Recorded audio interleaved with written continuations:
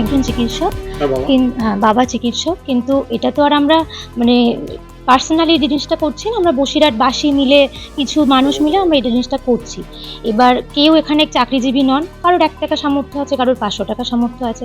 এবার আমরা রাত দখলের সাথে সাথে আমরা একটা স্ট্রিট পেইন্টিংয়ের একটা পরিকল্পনা করেছি আর কি। সেটা ধরুন বসিরহাট টাউন হল থেকে বসিরহাট রেজিস্ট্রি অফিস মোড় বেশ কিছুটা রাস্তা, তো সেখানে স্ট্রিট পেইন্টিং করার জন্য আমাদের রং, সাথে ধরুন তুলি, এগুলো লাগছে।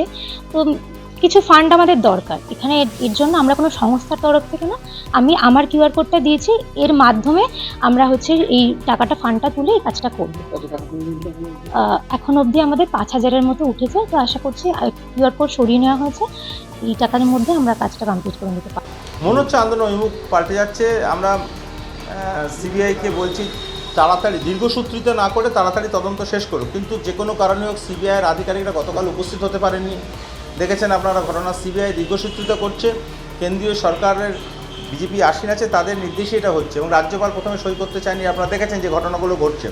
আসলে এই আন্দোলনটাকে ওরা দ্বিমুখে পরিচালিত করে, আন্দোলনের দীর্ঘসূত্রিতা করে আন্দোলনটাকে একটা রাজনৈতিক ইস্যু হিসেবে বাঁচিয়ে রাখার চেষ্টা করছে বিজেপি এবং সিপিএম বোথ।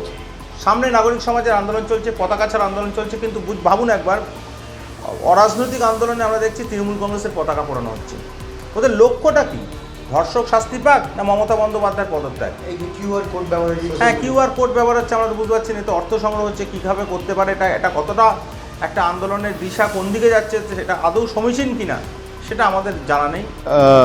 মানে বসিরহাট কোর্টের সরকারি আইনজীবী হিসাবে বলছি যে এরকম যদি ব্যক্তিগতভাবে তার নিজের কিউআর কোড কোনো আন্দোলনে পারমিশন ছাড়া এইভাবে ব্যবহার করা যায় না। এটা সম্পূর্ণ অনৈতিক এবং বেআইনি।